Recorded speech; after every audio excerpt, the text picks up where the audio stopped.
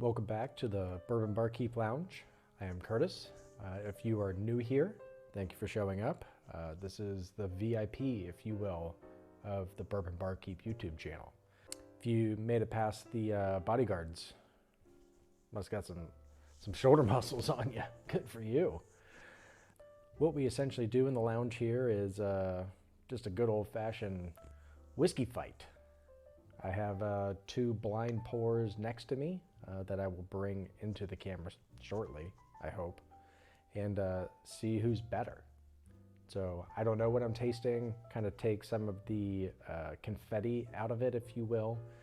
I don't know if it's something that is highly allocated. I don't know if it's a bottom shelf, just a regular old shelfer. We'll just kind of see. Tonight's battle, got a good 8 versus a hefty 45. I don't know what it means. You won't know what it means. No, you probably do. Damn it. It's in the title, isn't it? Well, without further ado, if you will, I got glass A here. This would be 8 as well. And we'll see what we got. Cheers to you all. I guess before we get into the tasting, like, subscribe, do all that fun stuff so you're aware of what the channel's doing, because we're releasing 2 episodes a week now. Look at us go.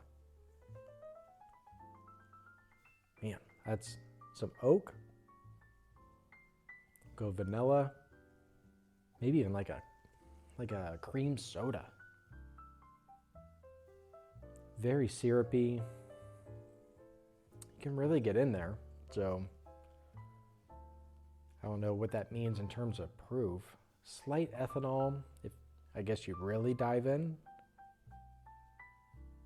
Maybe some orange. I keep kind of going creamsicle, but I feel like it stays kind of vanilla cream soda.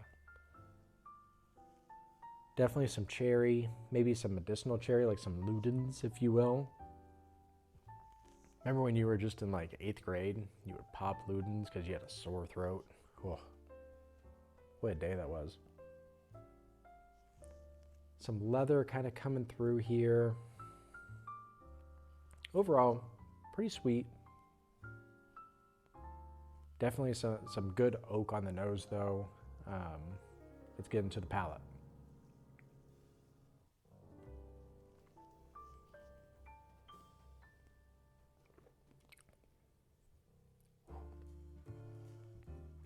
That's nice. Some heat up front that immediately goes away. Kind of in a good way to where, you know, I don't know what I thought the proof was on the tip of the tongue, maybe 120. At the swallow, you're getting down lower proof than 120 is my guess. The oak continues, a little more, maybe the leather and tobacco start to come through a touch more, but quickly kind of translates to a nice sweet finish. Yeah, I really enjoy it. I don't think it blows me away. But after first sip, enjoyable, complex with the quick change of flavors and almost kind of quick change of heat as well. So let's see what the second sip kind of has. Second sip, a little bit more drying on the tongue. So maybe it's kind of an older age, but the oak continues. Definitely some leather, like you're kind of huffing your mom's purse, if you will. You just, and obviously it's leather. But yeah, I mean, it's good. Like I said, not blowing away. The amount of dry on my tongue at this point almost makes me think I almost have to eat with it, like a dry wine almost. Not that it tastes like wine, but yeah, it's fine. Finishes okay, medium. I wouldn't call it thin by any means. Flavors do hang around the tongue nicely, but ultimately, maybe it's not my flavor profile, but between the leather, caramel, a little bit of cherry, that vanilla cream soda does not translate from what I can tell at least. So we'll see what glass B has. Let's see. So glass B, give it the same swirl, even the same quantity of swirl, if you haven't noticed. Hope you were keeping track. See what glass B has on the nose. Ooh, okay. Very different, which I guess you would expect. A little more like cinnamon, cherry, but like a pie-filled cherry.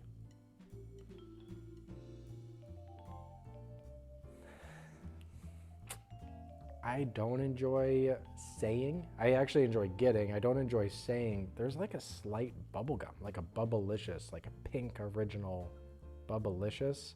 Not predominant, but it feels there, and you say it and you're like, really? And you just kind of go with what you experience.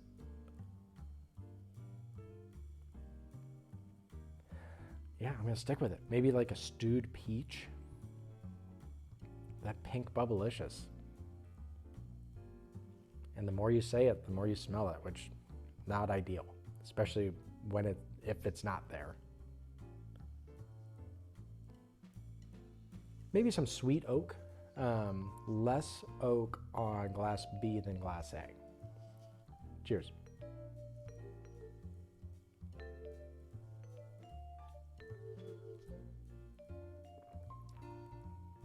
Ooh, that's nice. Smoother,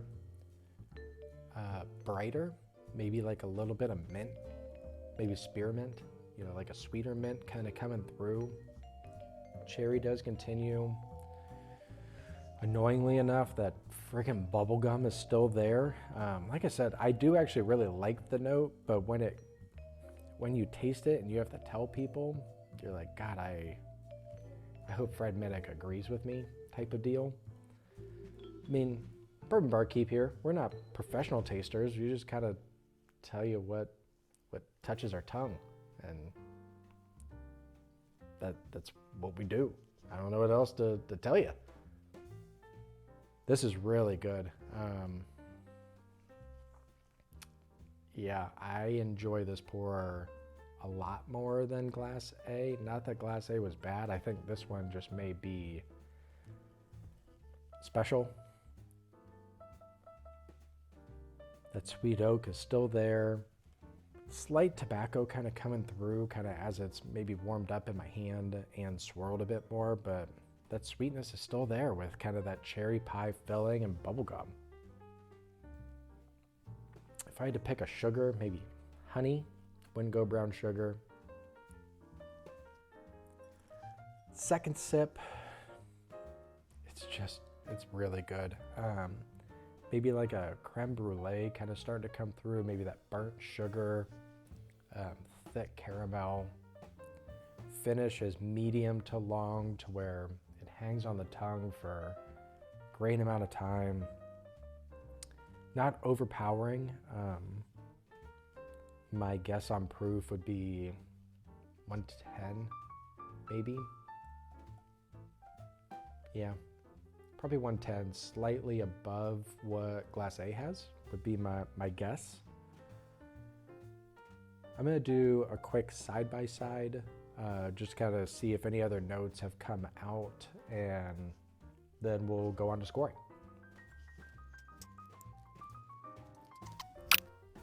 So after a quick revisit,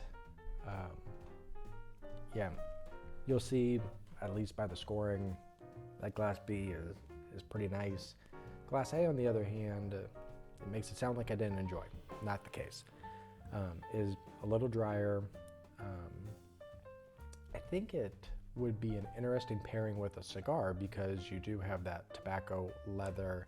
It goes just into that category rather than glass B going into this bright pie type of cobbler type of filling.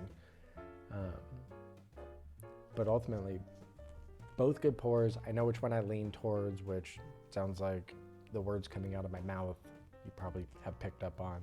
But at least at Bourbon Barkeep here, we do take price into consideration. So if glass A has a substantial price gap, we could see someone kind of surge to the front here. So based off of the Bourbon Barkeep scoring system, just based off of senses alone, Glass A will be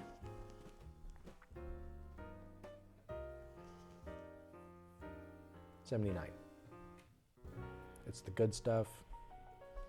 I don't know if I'm gonna go great. But if the tasty notes that are coming out of my mouth sound great to you, then score it a little higher. But for tonight, what I'm kind of feeling, it's just the upper tier good stuff. The senses on Glass B Bourbon Barkeep scoring system, which is in the description if that flashed up too quick for you. I am gonna go pretty high. I'm gonna go 87. This is really good. One of the things holding it back from scoring in the 90s would probably be the finish. I like a little bit more of a hug to where it lasts on the tongue great. It sticks to the glass like freaking crazy. But it just kind of gives you a little bit more to be desired in terms of the hug. Not that it needs to be the Elijah Craig barrel proof, stick you in a fire pit. But once it kind of leaves your mouth, you're just kind of done with it in terms of heat. So my personal preference would be I would like a little bit more of a finish to it. It is still medium to medium plus, but I'm gonna go 87. Yeah, God, that nose is unbelievable. So I still don't know what I'm tasting technically. So what I'm gonna do is go into the Google Forms. I keep looking down because I do have an iPad with me. One of the downsides of missing two other hands, if you will. I got both of mine, the two other hands. So just to take the alarm out. So I'm gonna take a look and see at least what battle we have and see price, score bang for the buck that way.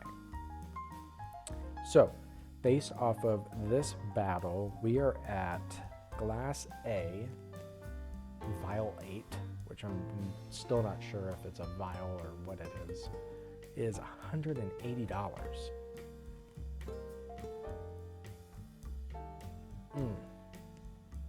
Yeah, I'm not paying $180 for it. I struggle with that one. I'm gonna go 41. It's for me. I struggle paying that much money for something that I can kind of do without. We'll see what the bottle reveal is, because I allow myself to change scores, but right now, yeah, I'll be there. Glass B, $200. Now, I like it a decent amount more. Can't go to a lot. A decent amount more than Glass A. Am I a person that enjoys spending $200 on one bottle?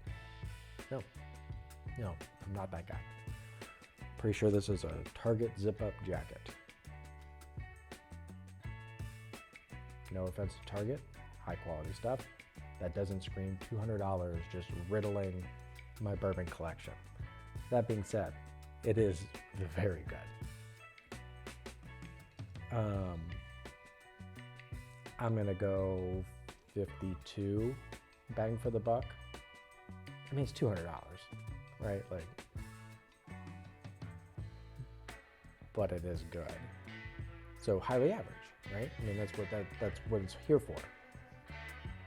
So let's do bottle reveal, and maybe the prices justify it. I don't know.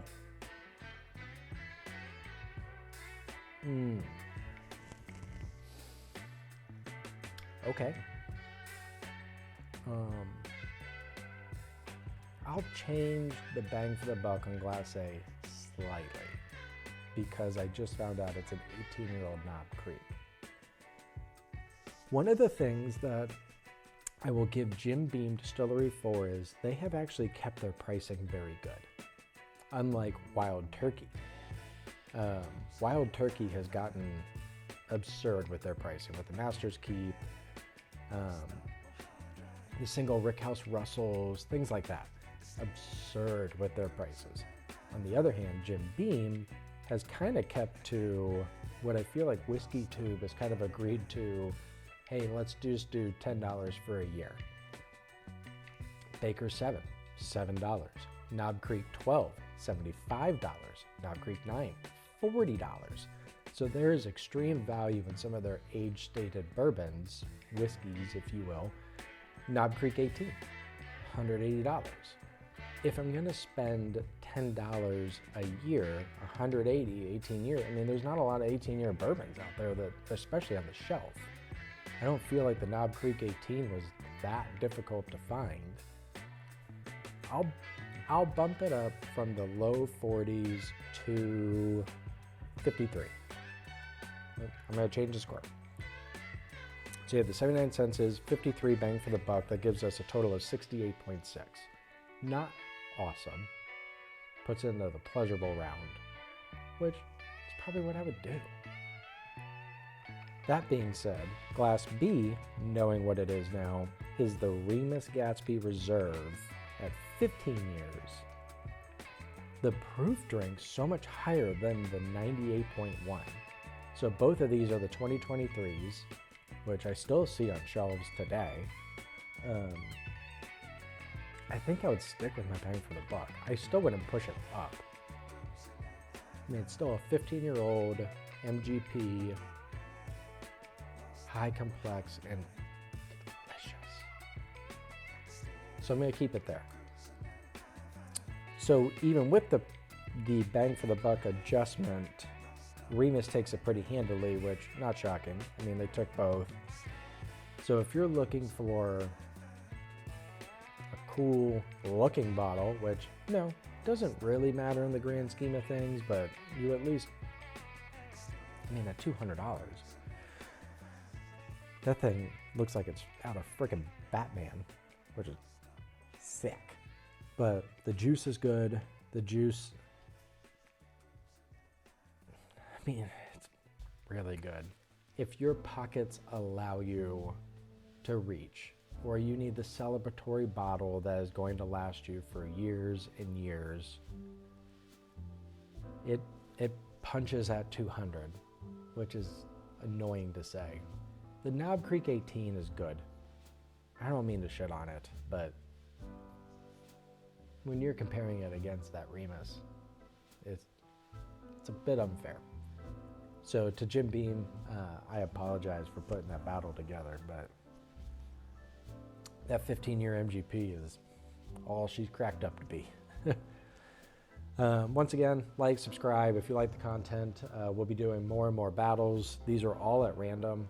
So once again, not only are they blind, but hopefully some of these are applicable, like the Knob Creek 2023 and the Remus 2023. If you're watching in 2025, hopefully we're still going, and it was a good round. Sorry you can't experience it. Outside of that, we got some fun stuff on Friday still with Noah, the fellow barkeep, and we'll see what else pops up. Cheers to you all.